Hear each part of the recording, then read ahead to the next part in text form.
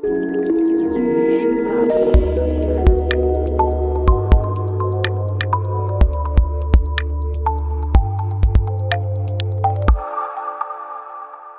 afternoon, everybody. So I'm a faculty member at Ashoka University. I mostly do research in computer architecture, operating systems, and part of what I'm going to talk about today is an outcome of this research. I'll try and keep it a little high level. I'll introduce some of the stuff that we have done. But feel free to ask me questions either after the talk or please find me in the hallways and be happy to talk to you about this stuff or computer architecture research in India in general. Right, so let me quickly begin. The idea is, the idea of this talk revolves around the fact that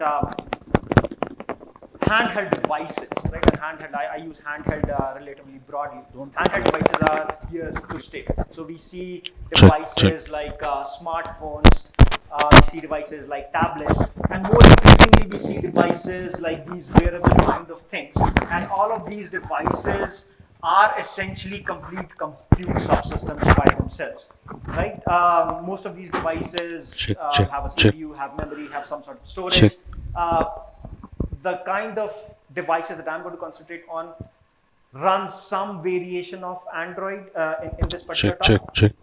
But the idea is essentially to convey to you that these devices or these kind of devices are becoming more and more commonplace.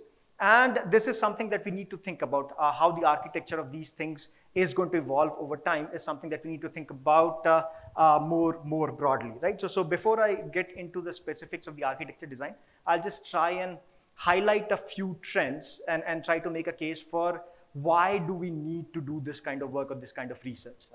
Okay, all right. So the first of these things is essentially about how quickly the system software is evolving, right? The Android operating system itself is relatively new. It's based on Linux, but it came out around 2008, 2009. And since then, it has gone rapid evolution in the last 10 years or so.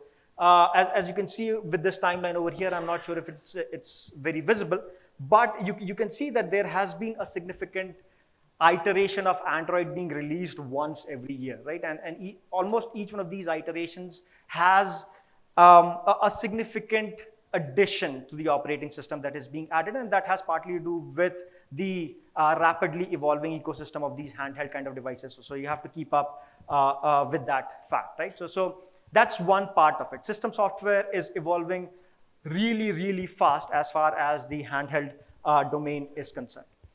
Now, given the fact that we have these handheld devices, we are running more and more varied kind of applications on these devices, right? And for the rest of this discussion, I'll sort of keep out the wearables from this. So we'll concentrate mostly on the smartphones and the tablet sort of use cases. Now, when we are looking at these sort of devices, we run a bunch of these applications, and in the last decade, these applications have also become extremely complicated and feature rich, right? Which essentially means they require a lot more resources than they used to probably 10 years back, where these applications were relatively very, very simple, right? So I'll just give you a quick couple of examples. On the y-axis over here are essentially a whole bunch of different kinds of browsers, mobile browsers specifically, right? On the x-axis over here is the amount of memory they consume, right? And because this talk is about memory, I'm going to cherry pick my examples to make my case, right? So is the amount of memory in megabytes that it consumes. The blue bars essentially represent the amount of memory that consumes when you have only one tab open. And the combination of the blue and the orange essentially denotes the amount of memory capacity that this particular type of browser uses when it has 5 tabs open, and each one of these tabs has loaded some web page or the other, right? The point that I'm trying to get across from this slide is essentially the amount of memory that just one application, which is your browser, consumes is non-trivial. Depending on what you're looking at, it can consume up to 700 megabytes of memory capacity. And even in the sort of the standby case where you have just one tab open, it's around 150, 200 megabytes of capacity, right? So again, these applications, browser is an application on the smartphone devices, is becoming more and more feature rich, needs more and more memory capacity, right? This is just another example. And again, these are the set of applications that run on Android devices, and each one of these bars. So on the y-axis, you see the application, and on the x-axis, you see the amount of memory capacity it consumes. I'm told this PUBG thing is supposedly very famous now. I have no idea what this is. But anyways, consumes up to 1.1 gigabytes of memory capacity. Right? So again, the idea is to just give you a flavor as to how much memory capacity these new generation of applications have been consuming, and essentially makes a case for why we need to look at memory system architectures specifically for the new age applications that are coming, right? So this trend has sort of not gone unnoticed, right? So if you look at what has happened in terms of memory capacity provisioning for these devices, you would see each and every new coming generation of a smartphone has a larger amount of memory associated with it. These devices essentially have, or the high-end smartphones have somewhere around 6 to 8 gigabytes associated with them. And the projection is 2-3 years down the line, it's going to be double-digit gigabytes of memory capacity provisioned per smartphone, right? That's a lot of memory.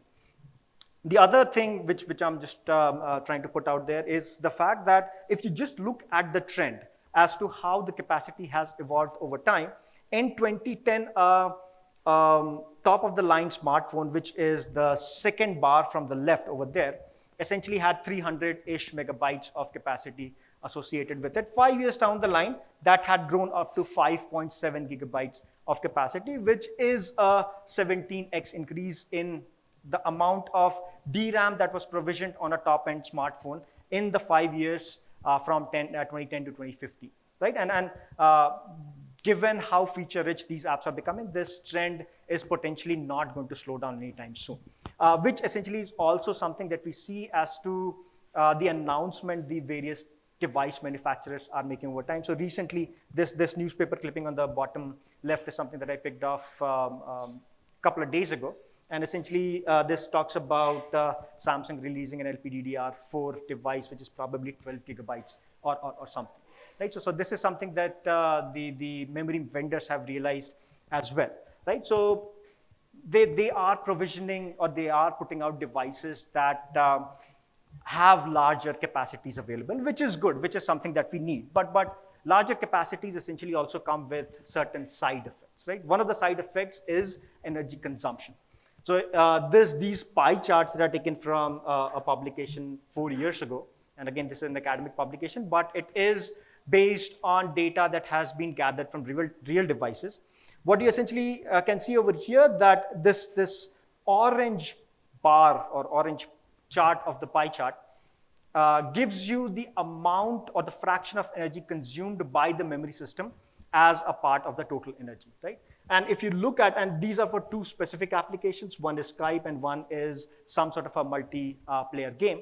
And as you see over there, that the energy consumed by the memory subsystem is actually non-trivial. It's somewhere between 25 and 33%, depending on which kind of application that you're actually running, right? So we need more capacity, but then when you give more capacity, it consumes more energy. So these are somewhat kind of contradictory goals that we have to live with. And that's why this design space of trying to look at what makes for a good memory hierarchy for handhelds is something that we should actually actively look into. And this is essentially what this slide is trying to convey, right? So we need more capacity, or the handheld applications, as and when they are coming up, they need more capacity.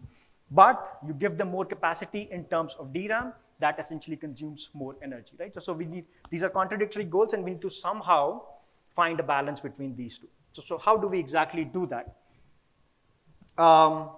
One of the solutions that we particularly propose, and I'm a big fan, is to use non-volatile memory, right? So non-volatile memory technologies have been around since the 1960s, and there are multiple such candidates of non-volatile memory technologies, and I'll expand on that a little bit more in the next couple of slides. But the idea is they are unlike DRAM in the sense that if you pull the power out, the data still stays there, right? So that's not why I'm advocating for these technologies to be used specifically in this case. There are a couple of other reasons that I'll just expand upon. The idea is there are many candidates, right? There is phase change memory, there is STT-RAM, there is 3D crosspoint. You go up, look up the Wikipedia page, there is probably 10 more. These I mention over here because these are the ones that are closest to production, right? So 3D crosspoint is already in production. PCM, STT-RAM have been around since the past 5 years or so. Every once in a while you see samples coming out of different companies, but still no mass production yet, right?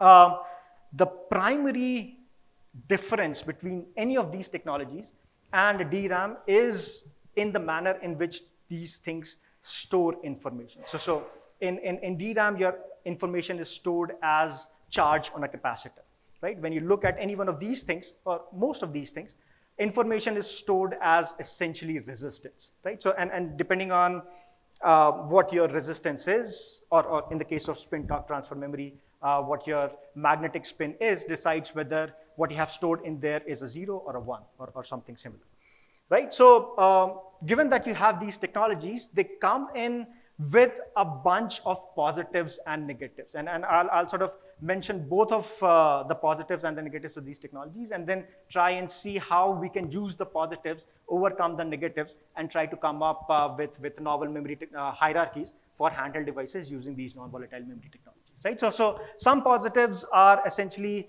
very nice to have. So for example, there are so many of those to pick from. If there is something that works best for you, you sort of go with that one. The other one is they have a very high areal density. So depending on who you choose to believe, phase change memory can give you anywhere between 2x and 4x per, or 2x and 4x more areal density per square millimeter as compared to DRAM, right? So for the same millimeter square area, you can store 4x the amount of information, which is essentially a big win, and kind of ties into what we were talking about earlier in terms of smartphone applications or smartphone SoCs needing more memory, right? So that's good. The other thing is, because they are non-volatile, they also don't need any standby power. Unlike DRAM, they also don't need any refresh, which essentially is a good plus to have when you're trying to design any energy efficient memory hierarchies, right? So these are sort of the plus points over here. The negative points over here are some of the higher access latencies. You have asymmetric read and write energies, and the biggest problem is with the limited lifetime. So you can only write to a cell a certain number of times because before it goes kaput, right? So that is something that you have to keep in mind while trying to use this particular or any one of these technologies in place of DRAM for replacing main memory. And again, this is a nice chart of comparison against of all these different technologies taken from another publication back in 2016. So let me quickly go through one of these things as an example to sort of contrast it with how DRAM stores information. And as I said, so I'm going to go with PCM or phase change memory as my example over here. And the way this differs with DRAM is the fact that PCM stores information as resistance, whereas DRAM stores information as how much charge you have in a capacitor. So a typical PCM cell would consist of this black region, which is the chalcogenide material, and it could exist in two potential forms. One is the crystalline form, which has very low resistance, and the amorphous form, which has very high resistance. And using this heater element over here, you can convert this material by passing an appropriate amount of current for an appropriate amount of time.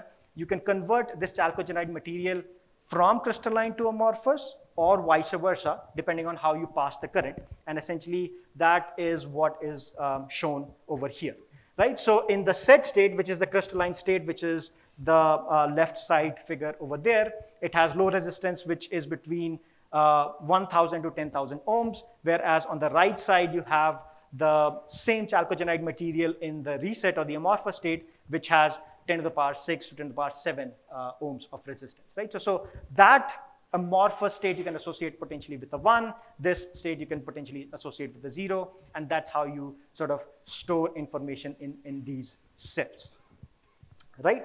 Okay, so now having said the background on what these technologies are and how they sort of function, let me try and make a case for why research into or just memory technologies in general for the handheld domain is kind of required, right? So again, I'm an academic. I write papers. I do research. I write papers. And one of the ways by which we measure how active a particular research area is, we look at how many papers in that in that particular area have been published over time in the top conferences, right? So if you look at these two charts over here, the y-axis is the year, the x-axis is the number of papers, and each one of these different colored stacked chart tells you where, in which one of these top conferences, so these are the top 4 conferences in computer architecture, where were papers published in a particular area, right? So if you look on the right, you would see there was a lot of stuff being done in data center architecture research, but if you look on the left, which is essentially about mobile computing papers, there is not a whole lot done, which is actually sort of counterintuitive because not everybody has a data center, but everybody has a smartphone. So you would think that people would be doing more research into this, but apparently not. There are good reasons for that, right? Especially in the architecture community, when you actually do anything, you have to look for tools. Since we don't have as much money as the industry, we usually look for open source tools. In the case of smartphone systems research, there is a definite lack of tools as far as architectural evaluation is concerned. So anybody who's familiar a little bit about how things are done in the world of computer architecture research, we use something which are known as architectural simulators, which are essentially very detailed, possibly cycle accurate models of the systems that we are trying to simulate. One of the biggest names in open source architecture research tools is what is known as GEM5. GEM5 was typically built for doing sort of research in server class machines or server class CPUs, and it was sort of over time adapted to do smartphone or mobile SoC research as well. But the problem, and there has been some work in that regard. There have been a couple of benchmark suits that have come out. There have been 2 forks of GEM5 that have tried to address these challenges. But the problem is all of these things are kind of stagnant or old. So remember my second slide where I was talking about how quickly the Android ecosystem is evolving? These set of tools are not keeping pace with that. So if I try to get a tool and get it working today, I can probably get Android version 2 or maybe 3 to boot with it, whereas the world has moved on to 8, right? So if I'm using tools that are booting Android versions 2 or 3, and I'm creating architectures for the future, this sort of is counterintuitive. I would rather work with something that is state of the art when I'm trying to propose architectures for the future, right? So this is the problem that we set out to solve, or at least one of the problems that we set out to solve. And we said, okay, this doesn't exist. So what we need to do is create a tool to facilitate architecture research who want to take up research in memory systems or designing memory systems for smartphone or handheld devices. And then we looked at what the various available options were. One of the things that was open source, free, used by everybody was Android open source project, which already had an inbuilt emulator in it. So Android open source project has a QEMU emulator built into it. And what we decided was we're going to build our simulation platform based on this, mostly because it supported multiple versions of Android all the way from 4 to 7, because we started this project last year and 7 was the latest version of Android that we could boot up with it. And then we decided, okay, we're going to use this as a vehicle for designing tools to help us carry out computer architecture research or memory systems research for handheld devices. And then essentially what we did was what AOSP does, it provides functional models. And then what we had to do was essentially write our own architectural models that we could integrate with this particular open source software that was already provided. The big question that we're trying to study was essentially this, right? I mean, we want to keep up with the changes in system software. We want to leverage open source as much as possible. How do we take this and write a tool based on this AOSP ecosystem, right? So what we came up with is essentially what we are calling META, which stands for actually memory analysis toolchain. So I'll get back to that, but META consists of three main components. One is essentially a modified version of the AOSP emulator, which helps us generate instruction level traces. These instruction level traces are then passed through two different simulation modules. One, essentially the one in the middle, is what what simulates user-defined cache hierarchies, and the one on the right is what lets users simulate memory hierarchies, which could be made up of anything starting from LPDDR to DDR to STT-RAM to PCM, because what we did was we integrated an already existing simulator that was able to simulate a bunch of these non-volatile memory technologies into our tool chain. Right, so the left part was existing, we made some changes to it. The right part was existing, we made some changes to it. The middle part is something that we wrote ourselves, and then we combined this into a complete workflow that takes an application, runs it on the emulator, passes it through these different modules for cache simulation as well as for memory simulation, and then provides statistics in terms of performance and energy at the end of it. Right, so I'll quickly go over what this tool can do currently. I mean, we're still developing. It's in our internal beta phase, so to say. It can develop or it can give you raw traces. So you run any app that you want to, you pick any version of Android, you pick any app that you want to run, you run that within the emulator, it will give you instruction level traces with a whole bunch of information that you can decide how to process. So if you just want instruction level traces, that is something that this particular tool chain can give you. It can also let the user specify hierarchies. So in this particular case, you have a JSON file that simulates a particular hierarchy or a particular cache hierarchy, which a user has specified. On the figure on the right, which is essentially just one sample result, wherein we ran one same app, which is the calculator app, which did a very simple mathematical calculation on 4 different versions of Android. And then we looked at what the cache hit and miss rates were for the same app across multiple versions of Android. And this way you can do how the variation or how the behavior of a memory behavior of a particular application changes as you move it through multiple Android versions. Right? Then again, the memory module does and provides a comprehensive set of statistics as to how the memory is behaving. It gives you bandwidth information, gives you latency information, both in terms of average latency as well as sort of tail latency distributions. It gives you per channel, per rank, per bank, for those who are familiar with the terminology, kind of distributions of your requests as well. And if you can, and again, as I said, the memory module lets you specify or lets the user specify the kind of memory that they want to simulate. So you can see how your memory hierarchy changes when you move from, let's say, an LPDDR to a DDR to a PCM to an STT-RAM kind of memory hierarchy, right? All right, so a bunch of potential use cases, as I mentioned before. You can generate traces, you can do cache hierarchy modeling if you're interested in that, and you can do memory level architecture research as well for various versions of Android, for various versions of applications, right?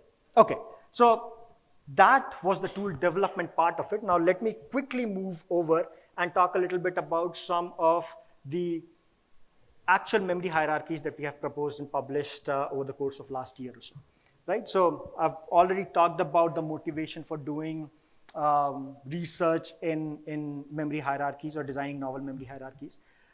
One of the things that I'd want to emphasize over here, that there has been a lot of work done in terms of designing memory hierarchies, right? Caches have been studied for the past 30 years, memory has been studied for the past 10, if not 20 years.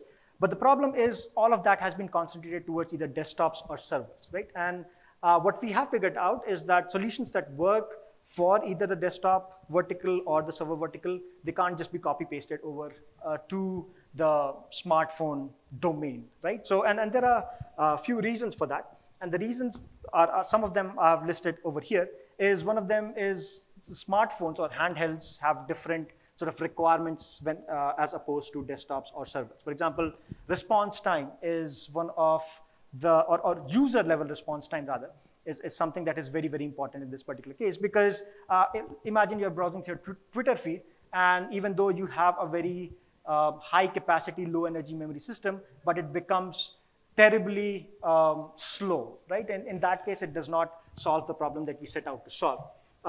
Energy efficiency is also one of the paramount design choices, right? I mean, if I have a memory hierarchy that is super high capacity, but it drains my battery out in half an hour, I mean, really, it's not a good solution, right? So again, the idea is we can use non-volatile memory technologies while making sure that we are meeting these sort of high-level design constraints, which are very, very specific to smartphone devices, right? So let me just quickly go over one of the solutions that we have proposed so far, and to build up to that, this gives you an idea as to how the memory subsystem or the main memory subsystem of a typical handheld SoC kind of looks like. So you have a whole bunch of cores over there. The yellow box over there is the memory controller that is connected through some sort of a fabric to a whole bunch of different things that are sending requests to those two DRAM DIMMs over there at the bottom, right? So not only are these DRAMs servicing requests from the cores, but they're also servicing requests from a whole bunch of different kinds of units over there, right? So again, as we typically do in trying to figure out how to better design the memory subsystem, we try to look at, okay, how are the applications behaving currently? And let's try and figure out where the bottlenecks are. So if my goal at this point in time, a very, very simple goal is to design a high capacity memory subsystem without having to do a whole lot, right? And again, a definition of a whole lot can change depending on who you are, but we wanted to keep things relatively simple as can be kept. And let's say design a high capacity memory subsystem, right? So what we did was essentially we did a whole bunch of experiments and we tried to figure out which are the regions of the main memory address space that are actually being utilized as much. So in this set of graphs, and I'll just pick one, on the x-axis you have, each one of these are for different applications. On the x-axis you have time. So it starts, the application starts and then it goes through over time. On the y-axis are different memory addresses that this particular application touches, right? So the idea here is that, and every time it touches a particular memory address, you plot it as a dot, right? So wherever you see these blackish, large black regions, these are the address locations in your main memory that are actually being touched repeatedly by a particular application. So two things that we noticed over here. One was essentially there are certain set of memory addresses that are being touched by all applications irrespective of which those applications are. The other more interesting observation was there were these huge patches of white, or there is a large memory address or memory space that is not being touched by any one of these applications at all, right? So if my very, very simple naive goal is to come up with high capacity memory hierarchy, what I want to do is I want to leverage this information to create that, right? And that's exactly what we did. And what we did was essentially you have, we took the entire address space that we had. So let's say I have a 4 GB address space for my SoC. We broke that down into sub-address spaces. And the idea was to associate a memory technology with each one of these sub-address spaces, right? So for example, what I could do is I could take this address space that I have, chunk it up into 3 sub-address spaces and associate the first half or the first third with DRAM, the second third with PCM, the last third with DRAM again if I want to go that route, right? So that was the simple idea that was published last year. So essentially in this particular case, you could potentially take the entire address space, and as you can see over there, that big yellow memory controller box has now been broken down to 2 memory controller boxes. One is the yellow one which talks to DRAM, the other one is the green one that talks to, in this case, any NVM. The experiments that we did were with phase change memory, but potentially could be anything as long as the memory controller knows how to talk to that particular memory technology, right? And again, you could sort of keep doing this, divided into 4 address spaces, so on and so forth, depending on what your actual needs are, right? And some of the experiments that we did were I don't want to call them negative results, but the idea is if you choose which address space to associate with which memory technology intelligently, because remember what I had said before, the non-volatile memory technologies typically have higher access latencies. So if I choose highly accessed areas of my physical address space and replace those from DRAM to PCM, the performance of my system kind of goes down, right? And that's something that I don't really want to happen. So what we essentially ended up sort of realizing is that if you just want a high capacity memory system, take the areas or take the physical address spaces of your device that are not being touched at all, associate them with something like PCM, something like STT-RAM, which has high capacity but also higher access latencies, and you have a larger, or you have a memory subsystem which has a larger capacity.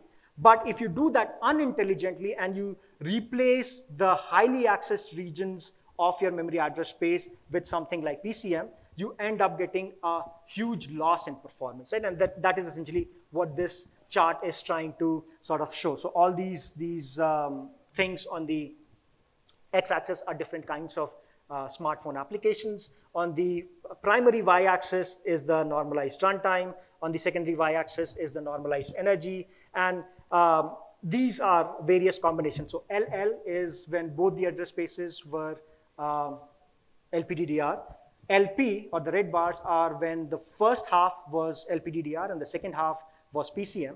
And in PP is the one in which both the address spaces were replaced by phase change memory rather than LPDDR, right? So what we figured out was the green ones had the most energy efficient, but also had the most performance loss, right? So this is sort of an ongoing work. These are the very initial set of results that we published last year, and we'll be continuing work on this still. So now that we have sort of covered most of it, let me quickly talk about some of the summary points and the key takeaways from this slide, right? So if you don't take anything away from this talk, just take one more thing. If you find anybody who wants to do computer architecture research or memory systems research, tell them they are doing a good job. And also I'm looking for PhD students, so send them over to me as well. Memory subsystem is becoming increasingly important, and it is paramount at this particular point in time for us to do more research in trying to devise high capacity, low energy, low latency sort of memory hierarchies, right? So again, as I said, there is a lack of tools, and we are trying to fill that void by designing our own meta tool over there, and that is one step in that direction. Hopefully, we should be able to release that sometime early next year when we have enough confidence in the tool and has gone enough testing. NVMs, or non-volatile memory technologies, are one way to go to design high capacity, low energy, low latency memory hierarchies, especially for handheld devices where the requirements are a little different. And what we are sort of